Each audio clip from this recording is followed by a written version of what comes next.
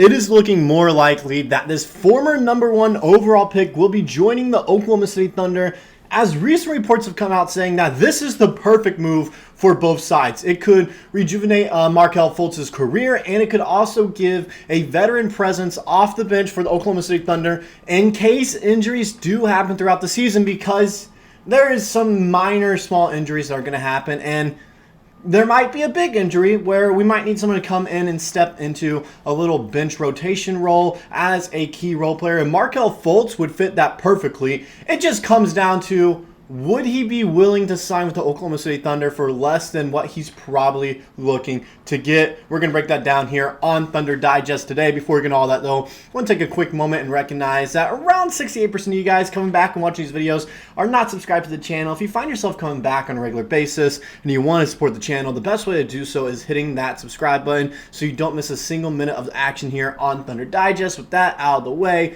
we can go ahead and get into the video and topic at hand, talking about Markelle Fultz and what he would necessarily bring to the Thunder.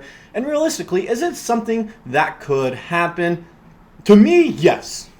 I think it is something that is very, I don't want to say very likely, but it would not surprise me at all if we do go and sign him, and I wouldn't be mad at it at all.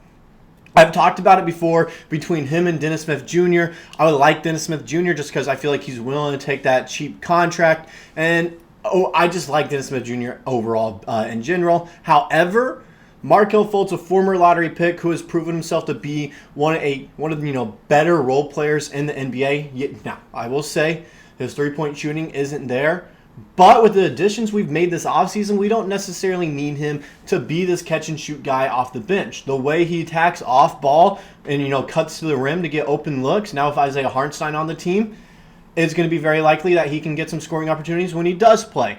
And like I mentioned before, he'd be a good mentor to someone like Cason Wallace or other guys, Dylan Jones, AJ Mitchell. Everyone keeps mentioning we have Caruso, we have these other guys that can teach them. They're not going to be as active teaching our guys if they're going to be focused on either starting or being that sixth man leading us to a championship.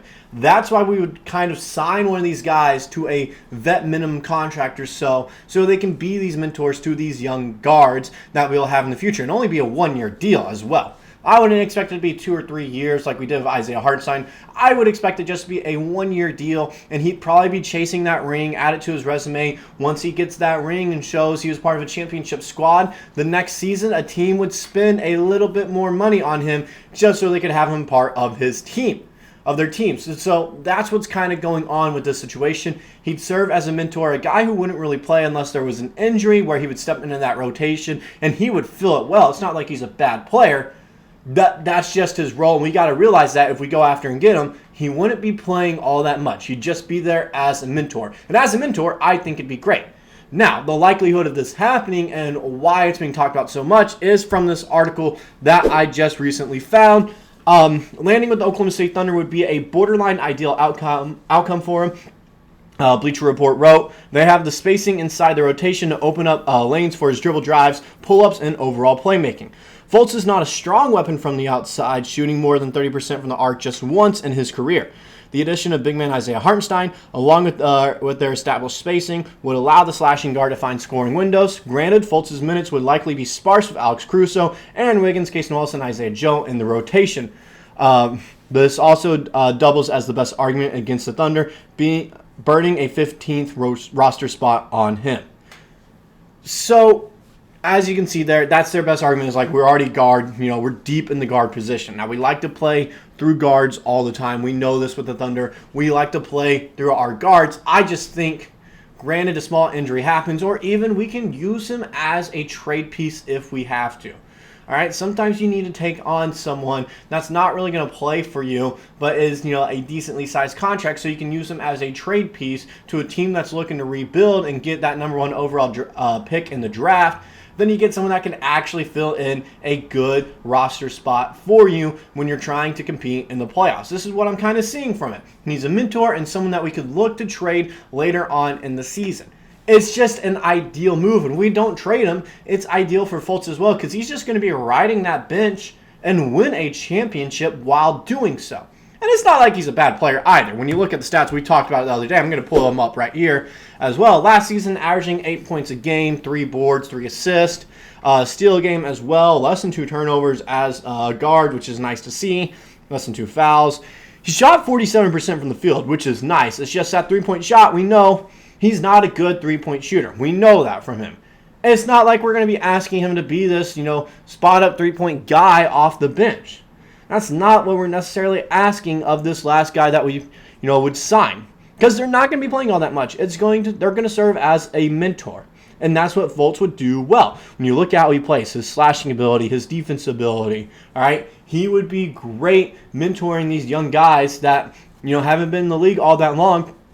Example, Cason Wallace going into his second year. Dillon Jones and AJ Mitchell, who are going to be rookies this season. He'd be great mentoring them.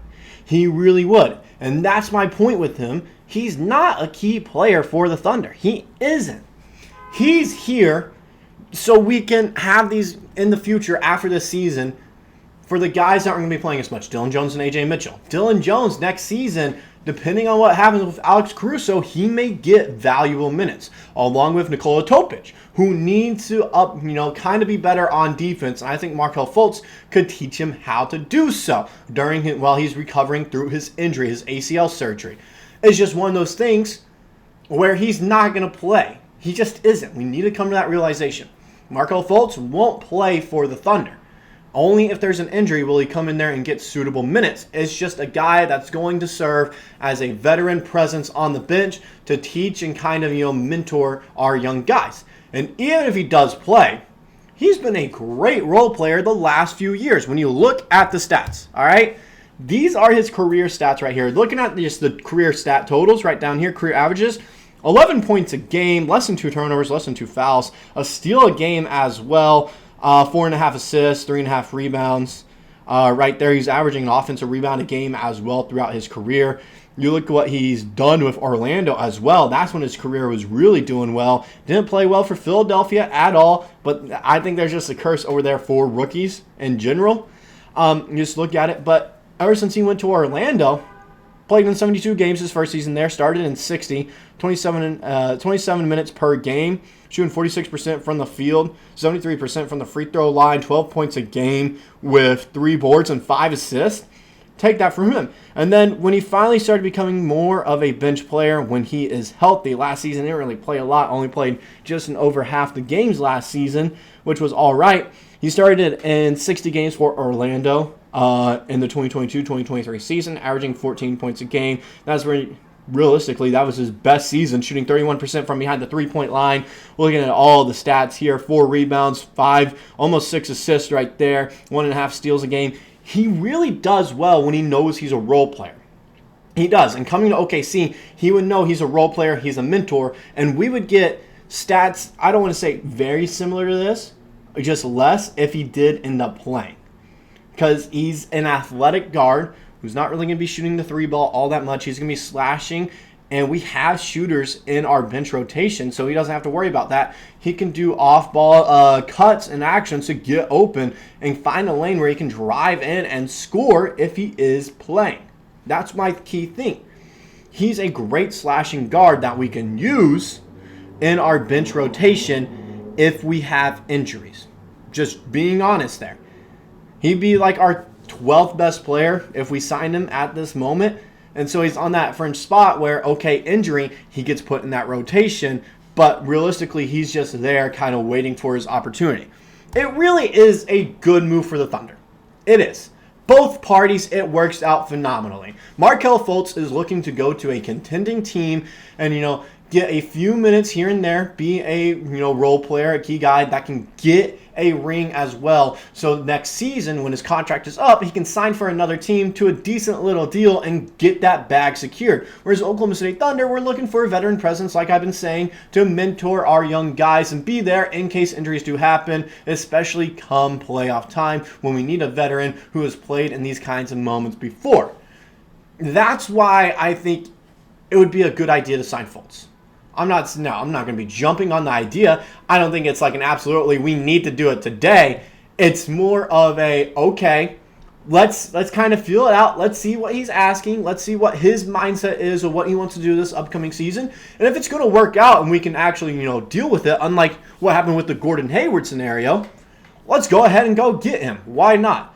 That's what I'm saying here. That's all I got for this video. Let me know what you guys personally think about signing Markelle Fultz. Do you think that's the right person to sign, or is there someone else out there that we can sign to this kind of minimum contract, low salary contract for this next year that can serve as a guy to fill in when someone gets injured or mentor our young guys? Let me know down in the comment section below, and I'll see you guys in the next video.